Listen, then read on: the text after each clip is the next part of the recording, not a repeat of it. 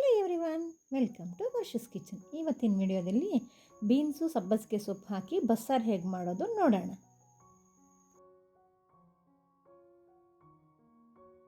ಮೊದಲಿಗೆ ನಾನಿಲ್ಲಿ 1 ಕಟ್ ಆಗೋಷ್ಟು ಸಬ್ಬಸಿಗೆ ಸೊಪ್ಪು ಕ್ಲೀನ್ ಮಾಡಿ ತೊಳೆದು ಕಟ್ ಮಾಡಿ ಇಟ್ಕೊಂಡಿದ್ದೀನಿ. ಜೊತೆಗೆ 1/4 kg ಆಗೋಷ್ಟು ಬೀನ್ಸು ಅದನ್ನು ಕಟ್ ಮಾಡಿ ತೊಳೆದಿಟ್ಕೊಂಡಿದ್ದೀನಿ. ಮೊದಲಿಗೆ ಒಂದು ಬಟ್ಲಿಗೆ 1.5 ಗ್ಲಾಸ್ ಆಗೋಷ್ಟು ತೊಗರಿಬೇಳೆ ನೀರು ಹಾಕಿ ತೊಳೆದಿಟ್ಕೊಳ್ಳಿ. ತೊಗರಿಬೇಳೆಯಲ್ಲಿರೋ ಧೂಳೆಲ್ಲ ಹೋಗಲಿ.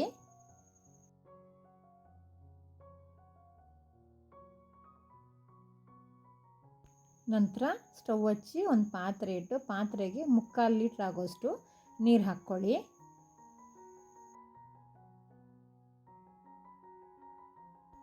ನೀರು ಬಿಸಿ ಆದಮೇಲೆ ತೊಳೆದಿಟ್ಕೊಂಡಿರೋಂಥ ತೊಗರಿಬೇಳೆ ಹಾಕಿ ಅರ್ಧ ಬೇಯಕ್ಕೆ ಬಿಡಿ.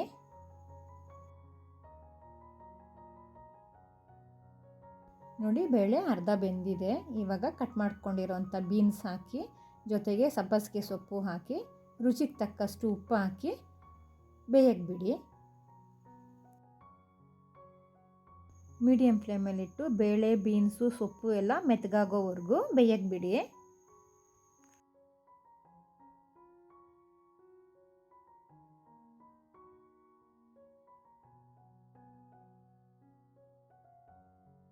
ನೋಡಿ, ಬೇಳೆ, ಬೀನ್ಸು, ಸೊಪ್ಪು ಎಲ್ಲ ಮೆತ್ತಗೆ ಬೆಂದಿದೆ. ಇಷ್ಟು ಮಾತ್ರ ಬೆಂದರೆ ಸಾಕು. ಸ್ಟವ್ ಆಫ್ ಮಾಡ್ಕೊಳ್ಳಿ. ಸೊಪ್ಪು ಸಿಯೋ ಪಾತ್ರೆಗೆ ಸೊಪ್ಪೆಲ್ಲ ಹಾಕಿ ನೀರು ಸಪ್ರೇಟು ಸೊಪ್ಪು ಸಪ್ರೇಟಾಗಿ ತಣ್ಣಗಾಗೋವರೆಗೂ ಬಿಡಿ.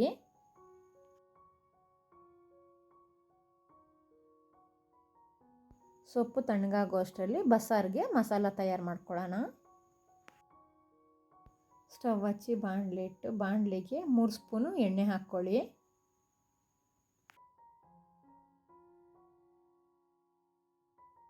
ಎಣ್ಣೆ ಬಿಸಿ ಆದಮೇಲೆ ಬಿಡಿಸಿಟ್ಕೊಂಡಿರೋಂಥ ಒಂದು ಬೆಳ್ಳುಳ್ಳಿ, ದೊಡ್ಡದಾಗಿ ಹೆಚ್ಚಿಟ್ಕೊಂಡಿರೋಂಥ ಒಂದು ದಪ್ಪ ಈರುಳ್ಳಿ ಹಾಕಿ ಫ್ರೈ ಮಾಡ್ಕೊಳ್ಳಿ.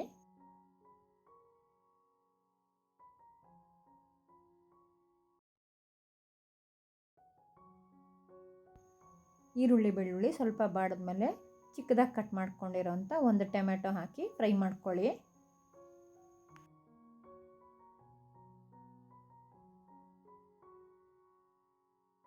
ಲಾಸ್ಟಿಗೆ 1 ಸ್ಪೂನು ಜೀರಿಗೆ ಹಾಕಿ ಸ್ವಲ್ಪ ಫ್ರೈ ಮಾಡಿ ಸ್ಟವ್ ಆಫ್ ಮಾಡ್ಕೊಳ್ಳಿ.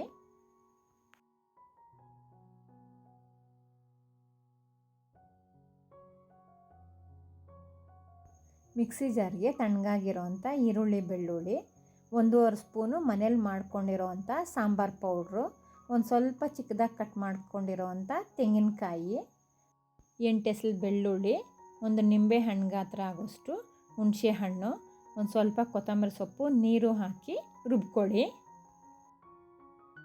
ನೋಡಿ, ಇಷ್ಟು ಮಾತ್ರ ರುಬ್ಕೊಂಡ್ರೆ ಸಾಕು.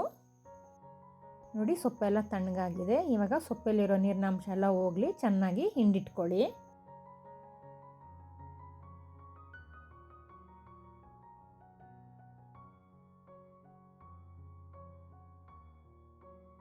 ಮತ್ತೆ ಸ್ಟವ್ ಹಚ್ಚಿ ಪಾತ್ರೆ ಇಟ್ಟು ಪಾತ್ರೆ ಬಿಸಿ ಆದಮೇಲೆ 2 ಸ್ಪೂನ್ ಎಣ್ಣೆ ಹಾಕ್ಕೊಳ್ಳಿ. ಎಣ್ಣೆ ಬಿಸಿ ಆದಮೇಲೆ ಅರ್ಧ ಸ್ಪೂನ್ ಸಾಸಿವೆ, 1 ಎಳೆ ಕರಿಬೇವಿನ ಸೊಪ್ಪು, ಚಿಕ್ಕದಾಗಿ ಹೆಚ್ಚಿಟ್ಕೊಂಡಿರೋಂಥ ಒಂದು ಸಣ್ಣ ಈರುಳ್ಳಿ ಹಾಕಿ ಫ್ರೈ ಮಾಡ್ಕೊಳ್ಳಿ.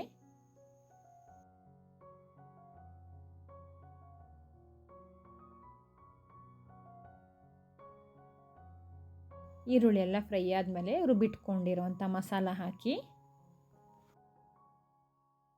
ಸೊಪ್ಪಸ್ದಿರೋ ನೀರು ಹಾಕ್ಕೊಳ್ಳಿ. ನಾನಿಲ್ಲಿ ಬೇರೆ ನೀರು ಯೂಸ್ ಮಾಡ್ತಾಯಿಲ್ಲ, ಜಾರ್ಗೂ ಸೊಪ್ಪಸ್ದಿರೋ ನೀರೇ ಹಾಕ್ಕೊಳ್ಳಿ.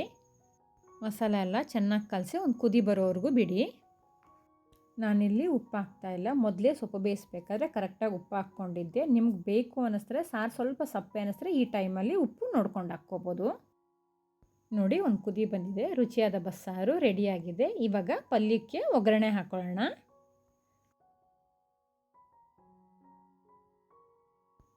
ಬಾಣಲಿಗೆ ಒಂದು 3 ಸ್ಪೂನು ಎಣ್ಣೆ ಹಾಕ್ಕೊಳ್ಳಿ. ಎಣ್ಣೆ ಬಿಸಿ ಆದಮೇಲೆ ಜಜ್ಜಿಟ್ಕೊಂಡಿರೋಂಥ 6 ಬೆಳ್ಳುಳ್ಳಿ ಹಾಕ್ಕೊಳ್ಳಿ. ಜೊತೆಗೆ ಕಟ್ ಮಾಡ್ಕೊಂಡಿರೋಂಥ 5 ಮೆಣಸಿನ್ಕಾಯಿ ಹಾಕಿ ಫ್ರೈ ಮಾಡ್ಕೊಳ್ಳಿ. ನಾನಿಲ್ಲಿ ಹಸಿಮೆಣ್ಸಿನ್ಕಾಯಿ ತೊಗೊಂಡಿದ್ದೀನಿ. ಹಸಿಮೆಣ್ಸಿನ್ಕಾಯಿ ಬೇಡ ಅನ್ನೋರು ಒಣಗಿದ ಮೆಣಸಿನ್ಕಾಯಿ ಹಾಕ್ಕೋಬೋದು. ಕಟ್ ಮಾಡ್ಕೊಂಡಿರೋಂಥ ಒಂದು ಈರುಳ್ಳಿ ಹಾಕಿ ಈರುಳ್ಳಿ ಮೆತ್ತಗಾಗೋವರೆಗೂ ಫ್ರೈ ಮಾಡ್ಕೊಳ್ಳಿ.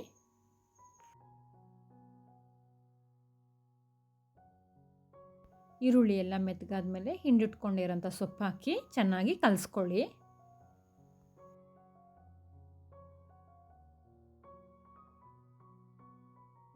ಇದೆಲ್ಲ ಚೆನ್ನಾಗಿ ಕಲಿಸ್ಕೊಂಡಿದ ನಂತರ ಸ್ಟವ್ ಆಫ್ ಮಾಡಿದ್ರೆ ರುಚಿಯಾಗಿರುವಂಥ ಪಲ್ಯ ರೆಡಿಯಾಗಿದೆ. ನೋಡಿ, ರುಚಿಯಾಗಿರುವಂಥ ಬೀನ್ಸು ಸಬ್ಬಸಿಗೆ ಸೊಪ್ಪು ಹಾಕಿ ಬಸ್ಸಾರು ರೆಡಿಯಾಗಿದೆ.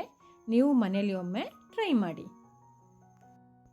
ಈ ರುಚಿಯಾಗಿರುವಂಥ ಬಸ್ಸಾರು ನಿಮಗಿಷ್ಟ ಆಗಿದರೆ ಲೈಕ್ ಮಾಡಿ, ಶೇರ್ ಮಾಡಿ, ಸಬ್ಸ್ಕ್ರೈಬ್ ಮಾಡಿ.